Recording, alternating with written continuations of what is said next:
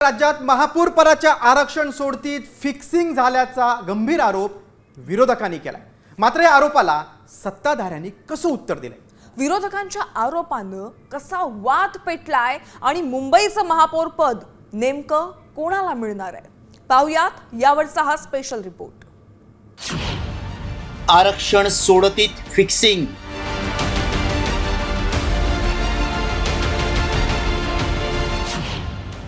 OBC प्रवर्गातील महिलांवर अन्याय।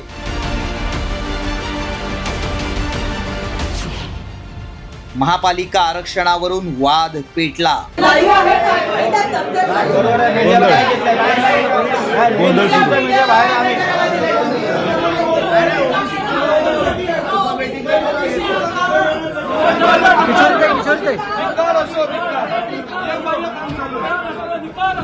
मंत्रालयात महापौर पदाच्या आरक्षण सोडती विरोधात ठाकरे सेनेच्या नेत्यांनी केलेली ही घोषणाबाजी आहे। मुंबई महापालिकेत चक्राकार पद्धतीने होणाऱ्या आरक्षण सोडतीत एसटी किंवा ओबीसी प्रवर्गाकडे महापौर पद जाणं अपेक्षित असताना थेट सर्वसाधारण प्रवर्गाला महापौर पद जाहीर झाल्यामुळे ठाकरे सेनेनं सत्ताधाऱ्यांवर आरक्षणात फिक्सिंगचा आरोप केलाय।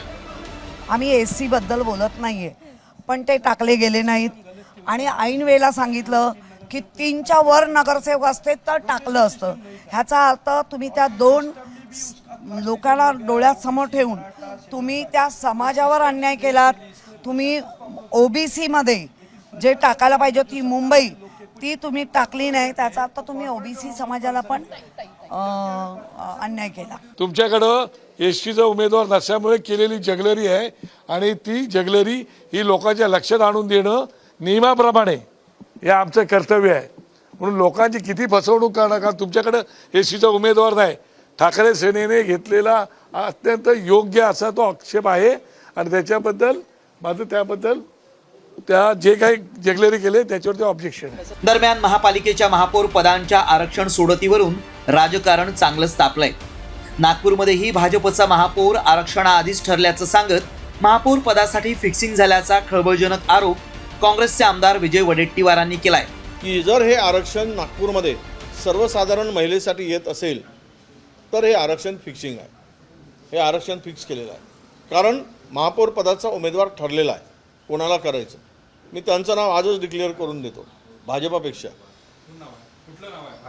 भारतीय जनता पक्षाकडून शिवानी दानी या महापौर पदाच्या उमेदवार नागपूरच्या भारतीय जनता पक्षाच्या आहेत आणि बरोबर सर्वसाधारण आलेला आहे। हे सगळं जे काही चाललंय आरक्षणाचा घोळ, यामध्ये शिवसेनेने घेतलेला आक्षेप जो आहे तो सत्य आहे। विरोधकांचा फिक्सिंगचा आरोप सत्ताधाऱ्यांनी फेटाळून लावलाय। ठाकरे गटाचे आक्षेप हे कुठल्याही नियमाला धरून नव्हते। त्यांच्या म्हणण्यानुसार त्यांना मुंबईमध्ये जे आरक्षण पाहिजे होतं त्यासाठी काय करता येईल या पद्धतीचा आरडाओरडा त्यांनी केला की इथे आम्हाला मुंबईत एससी का नाही दिलं, मुंबईत ओबीसी का नाही दिलं, मुंबईत हे का नाही दिलं। तर जशी प्रक्रिया पूर्ण झाली त्याच्यामध्ये कुठलाही वाव नव्हता। आपण ह्या प्रक्रियेचं लाईव्ह चित्रण सगळ्यांना दाखवलेलं आहे आणि त्यामुळे तुम्हालाही कळेल की त्या ऑब्जेक्शन मध्ये काही अर्थ। मुंबईच्या महानगरपालिकेमध्ये 3 पेक्षा कमी म्हणजे 2च एसटी आरक्षित असे नगरसेवक नगरसेविका असल्यामुळे अर्बन डेव्हलपमेंट डिपार्टमेंटचं सर्क्युलर नियम क्रमांक 3/1 च्या नुसार या ठिकाणी एसटीचं आरक्षण महापौराला लागू केलं जाऊ शकत नाही। आक्षेप घेणाऱ्यांना माझी विनंती आहे की urban development department Bombay municipal corporation act आणि रूल नंबर 3/1 याचा अभ्यास करावा। तुमचं उत्तर तुम्हाला सापडेल। मुंबई, पुणे, नागपूर, नाशिक, ठाणे यासारख्या मोठ्या शहरांमधील महापौर पद कोणत्या प्रवर्गासाठी आरक्षित होतं यावर त्या शहराचं संपूर्ण राजकीय भवितव्य ठरत असतं। अशातच आरक्षणाची सोडत वेगवेगळ्या प्रवर्गासाठी निघाल्यामुळं इच्छुकांचं स्वप्न भंगलंय, तर काहींना अनपेक्षितपणे संधी मिळाली आहे। सुरुवातीला मतदार याद्यांमधला घोळ, मार्करची शाई, ईव्हीएमचा घोळ ते महापौर पदाच्या आरक्षणाच्या फिक्सिंगच्या आरोपापर्यंत, म्हणजेच अगदी शेवटच्या क्षणापर्यंत निवडणूक गाजली आहे। आता महापौर पदाच्या आरक्षण सोडती विरोधात विरोधी पक्ष न्यायालयात धाव घेणार का? आरक्षण सोडतीवर झालेल्या फिक्सिंगच्या आरोपात निवडणूक आयोग नेमकी काय भूमिका घेतं हे पाहणं महत्त्वाचं ठरणार आहे। ब्युरो रिपोर्ट, साम टीव्ही न्यूज।